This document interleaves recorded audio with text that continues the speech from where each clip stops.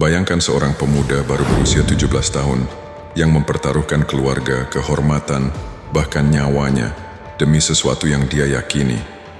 Dia adalah Sa'ad bin Abi Waqqas, pemanah ulung, penakluk Persia, dan sahabat Rasulullah SAW yang dijanjikan surga. Panahnya tak pernah meleset, imannya tak pernah goyah, dan kisahnya adalah nyanyian epik tentang keberanian, cinta, dan kerendahan hati. Pernahkah kamu berdiri di persimpangan antara keluarga dan prinsip? Pernahkah kamu bertanya, apa yang membuat seseorang rela kehilangan segalanya demi Allah? Selama beberapa menit ke depan, ikuti perjalanan Sa'ad dari jalanan Makkah yang penuh tekanan hingga medan perang Qadisiyah yang mengubah sejarah. Ini bukan sekadar kisah Islami. Ini adalah cermin bagi jiwa kita, sebuah panggilan untuk menjadi pahlawan di zaman modern. Pasar Makkah kuno ramai dengan pedagang dan unta.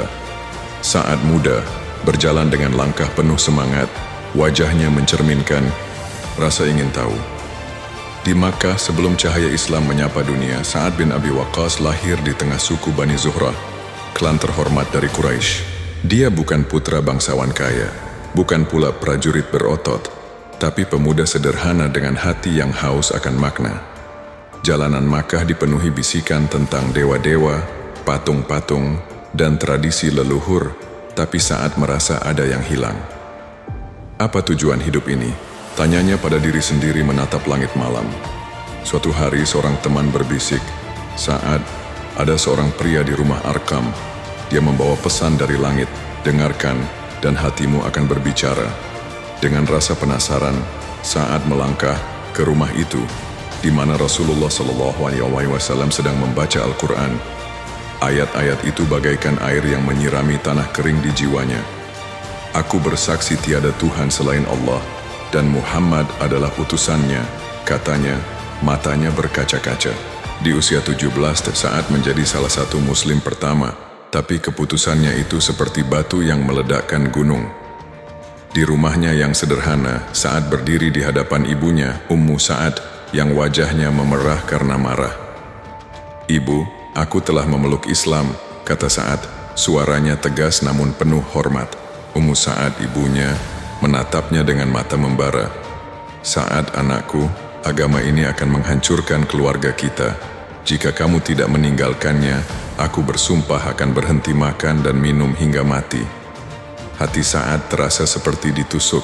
Dia mencintai ibunya lebih dari apapun, tapi imannya kepada Allah adalah nyawa baginya. "Ibu, aku tak bisa mengkhianati kebenaran," jawabnya. Suaranya gemetar, air mata mengalir di pipinya. Hari demi hari Ummu Sa'ad menolak makanan, tubuhnya melemah, dan tetangga mulai berbisik, "Sa'ad, apa kamu tega membiarkan ibumu mati?" Tapi Sa'ad berdoa, memohon petunjuk. Allah menurunkan ayat dalam surah Al-Ankabut, "Jika orang tuamu memaksamu untuk menyekutukan aku, jangan taati mereka tapi tetaplah berbuat baik." Sa'ad merawat ibunya dengan penuh kasih, tapi imannya tak goyah. Akhirnya, Ummu Sa'ad menyerah, menyaksikan keteguhan anaknya. "Kamu telah memilih jalanmu," katanya, suaranya penuh kekalahan.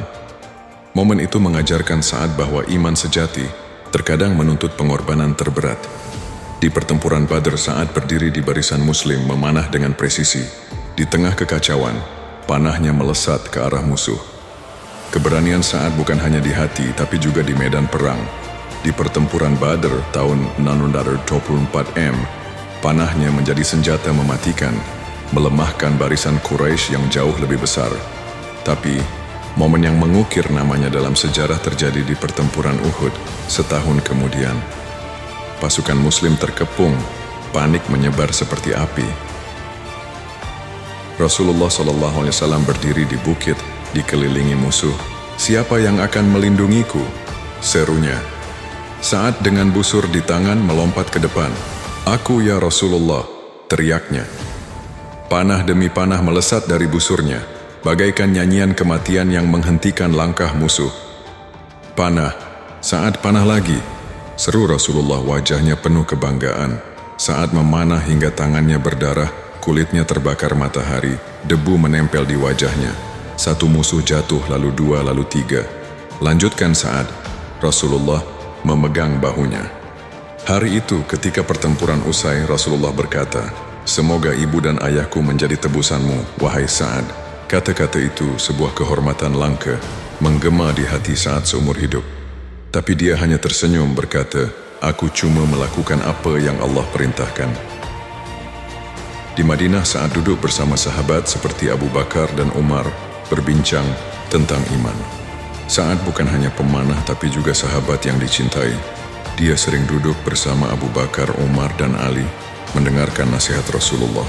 Suatu hari Umar berkata kepadanya, "Sa'ad, imanmu seperti panahmu selalu tepat sasaran." Sa'ad tertawa, tapi hatinya penuh syukur. Dia bukan orang yang haus pujian. Dia hanya ingin menjadi hamba yang setia. Rasulullah pernah berkata kepadanya, "Wahai Sa'ad, kamu dijamin surga." Kata-kata itu menjadi pelita di hatinya tapi juga beban. Bagaimana dia bisa terus layak atas janji itu? Sa'ad menjawab dengan tindakan. Setiap hari dia berdoa, berlatih memanah dan membantu kaum miskin di Madinah.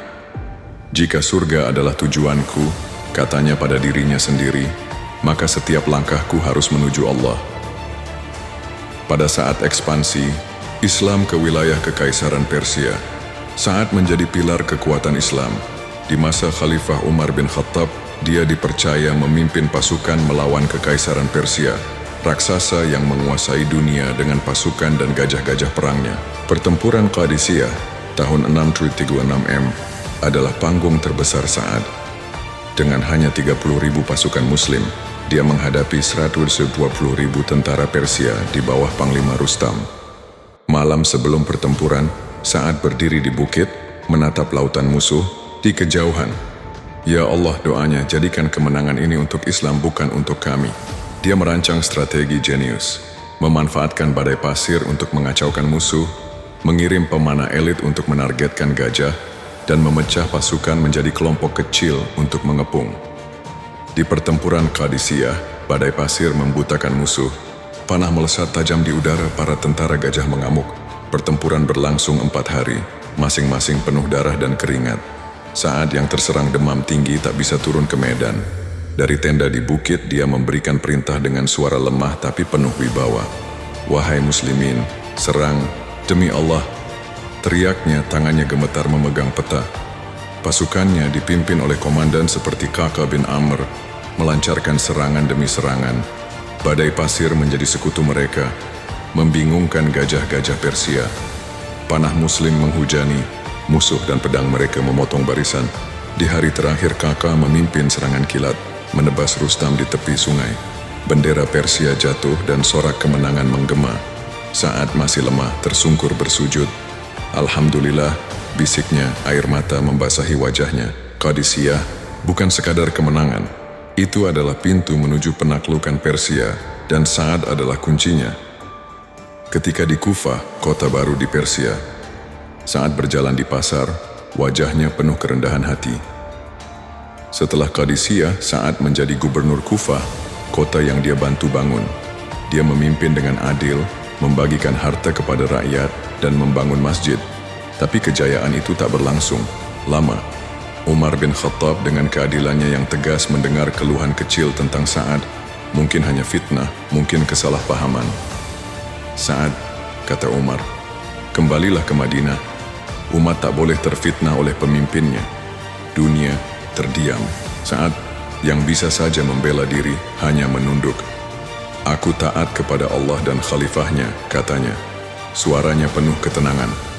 Dia meninggalkan Kufah, kembali ke Madinah, dan hidup sederhana, jauh dari gemerlap kekuasaan. Di pasar Madinah, dia sering terlihat membantu pedagang atau berbagi makanan dengan anak yatim. Jika Allah telah menjanjikan surga, pikirnya, mengapa aku mengejar dunia?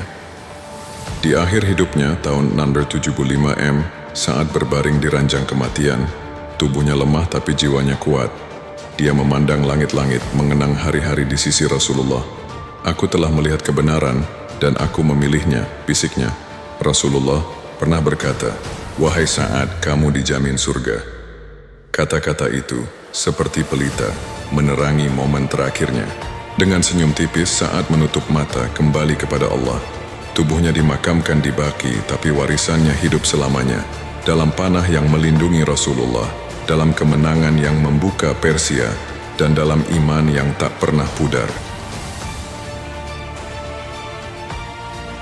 Kisah Sa'ad bin Abi Waqqas adalah lebih dari sekadar cerita perang atau panah. Ini adalah lukisan tentang iman yang tak tergoyahkan, tentang pengorbanan demi kebenaran, dan tentang kerendahan hati di hadapan Allah. Saat menghadapi ibunya demi Islam, bayangkan tekanan yang kamu rasakan ketika keluarga atau teman menentang prinsipmu. Dia memanah di Uhud untuk melindungi Rasulullah. Bayangkan saat kamu harus berdiri teguh di tengah badai, dan dia menerima pemecatan Umar dengan tawadu. Bayangkan saat kamu kehilangan sesuatu yang kamu perjuangkan, tapi tetap percaya pada rencana Allah. Saat mengajarkan kita bahwa pahlawan sejati bukan mereka yang tak pernah ragu, tapi mereka yang memilih Allah meski dunia menentang. Dia menunjukkan bahwa kemenangan terbesar ada dalam hati yang tunduk kepada Sang Pencipta, dan dia mengingatkan kita bahwa, seperti panah, hidup kita harus lurus menuju tujuan ilahi. Sekarang, tanyakan pada dirimu, apa yang membuatmu tetap lurus di jalan Allah? Apakah keberanian saat melawan ibunya, panahnya di Uhud, atau kerendahan hatinya yang menginspirasimu? Tulis di kolom komentar dan mari kita renungkan bersama. Pernahkah kamu menghadapi momen di mana prinsipmu diuji, seperti Sa'ad? Bagikan ceritamu, kami ingin mendengarnya. Terima kasih telah menyelami kisah Islami ini. Like, subscribe, dan nyalakan lonceng notifikasi untuk cerita Al-Quran penuh hikmah lainnya. Semoga kita semua menjadi pemanah kebenaran di jalan Allah.